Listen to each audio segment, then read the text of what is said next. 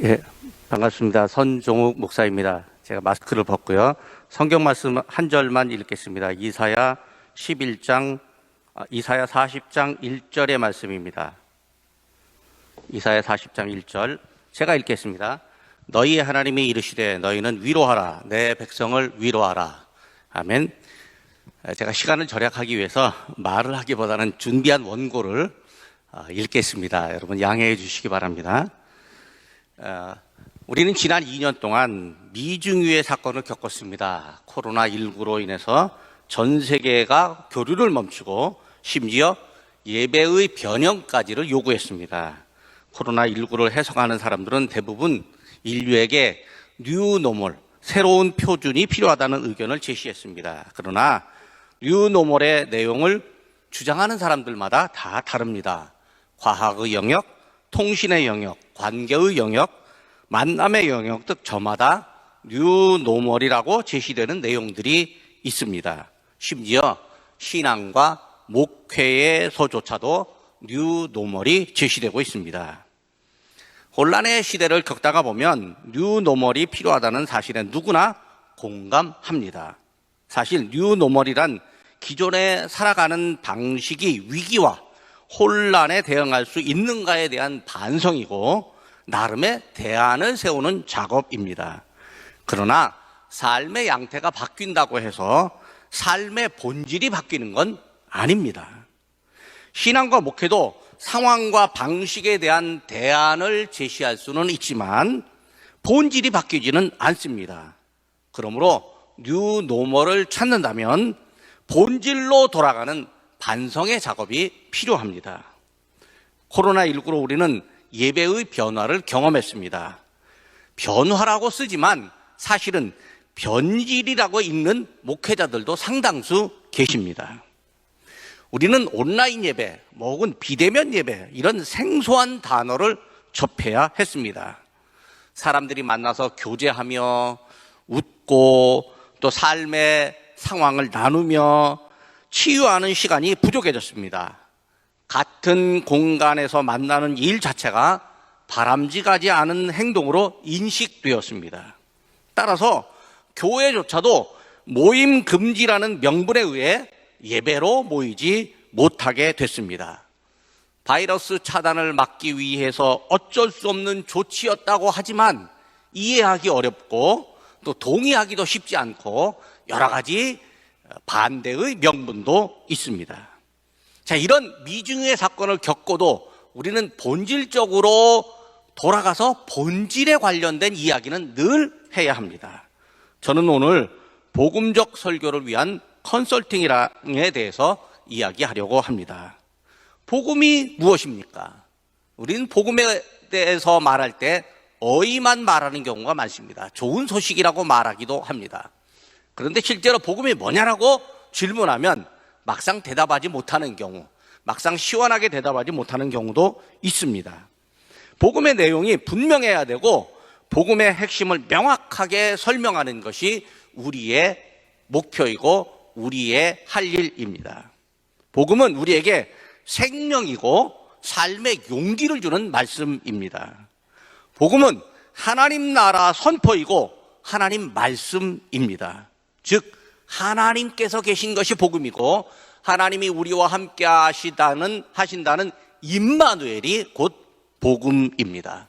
아무리 우리가 어려워도 임마누엘의 하나님을 믿고 임마누엘 신앙을 갖고 있습니다. 임마누엘 신앙이 곧 복음입니다. 그래서 우리의 설교는 하나님께서 주시는 이 임마누엘의 신앙을 대언하는 행위입니다. 그러므로 설교자는 변하지 않는 본질이 내 설교 안에 담겨 있는지를 점검해 볼 수 있어야 됩니다. 예배는 복음이 선포되는 현장입니다. 복음적 설교가 선포되는 현장이 곧 복음적인 예배입니다. 시대의 조류를 따르거나 감성적인 터치를 주로 하는 예배보다는 하나님의 목적과 섭리가 분명하게 선포되고 마음속에 새겨지는 예배가 되어야 합니다. 복음적 예배는 예수님을 만나는 현장입니다. 복음적 설교는 예수님을 만나도록 안내하는 거룩한 사역입니다. 예수님을 만나면 예수님의 마음을 품고 예수님이 원하는 생활을 하게 됩니다. 즉 몸과 마음이 성결한 생활이 됩니다.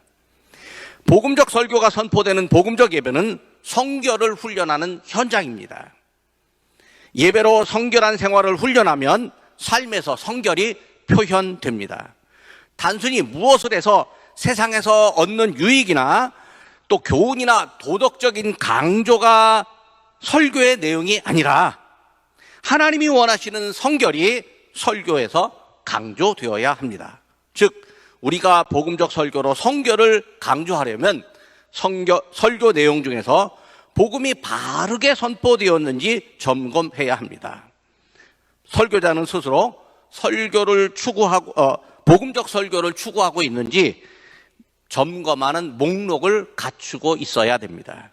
첫 번째로 복음적 설교는 삼위일체 하나님의 존재와 속성 그리고 우리를 향해 하신 선한 일이 담겨져 있습니다.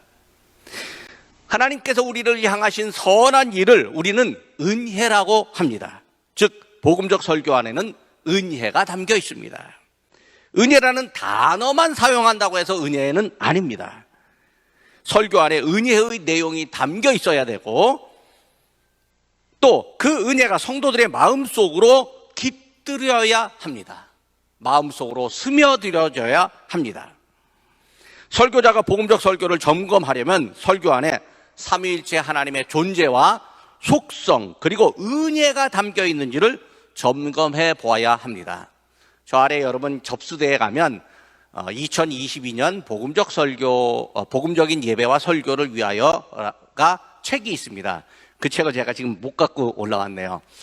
여러분 그 책을 보실 텐데 그 책 안에 설교는 대부분 오늘 첫 번째의 목록이 담겨 있습니다. 하나님의 존재와 하나님이 하신 선한 일, 은혜가 기본적으로 그 설교 바탕에 담겨 있습니다. 두 번째로 복음적 설교는 상황에 대한 이해를 곁들입니다. 하나님이 우리의 상황을 이해하십니다. 예배의 혼란, 바이러스의 창궐로 인한 고통을 하나님이 알고 계십니다. 하나님은 이런 상황에서 무엇을 말씀하실까요? 하나님은 고통받는 사람을 위로하십니다. 오늘 본문에 있는 것처럼 위로하십니다. 혼란 중에 있는 사람에게 하나님은 길을 제시하십니다. 설교자는 설교 안에서 성도들의 상황에 대한 이해와 공감이 있는지를 점검해 보아야 합니다. 그리고 성도들을 향한 위로와 혼란을 정리한 길을 제시하는지 점검해 보아야 합니다.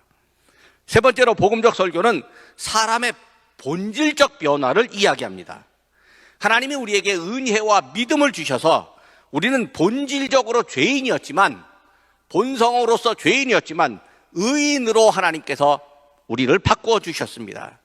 그러므로 믿는 사람은 하나님의 은혜로서 믿음을 주셨고 믿음을 가진 나를 변화시켰다는 영적 자부심을 갖습니다. 복음적 설교는 영적인 자부심을 주는 설교입니다. 설교자는 설교의 내용 중에서 성도의 본질적인 변화를 말하고 그리고 영적 자부심을 고양시키는 내용이 있는지를 점검해 보아야 합니다. 영적 자부심을 가진 성도가 세상을 변화시킵니다. 어떤 이들은 영적 자부심을 주면 듣는 이들이 교만해진다라고 염려하기도 합니다. 하지만 진정한 영적 자부심은 교만으로 나타나지 않고 겸손으로 나타납니다. 영적 자부심은 이 땅에서 세속과는 다른 천국을 추구하는 원동력이 됩니다.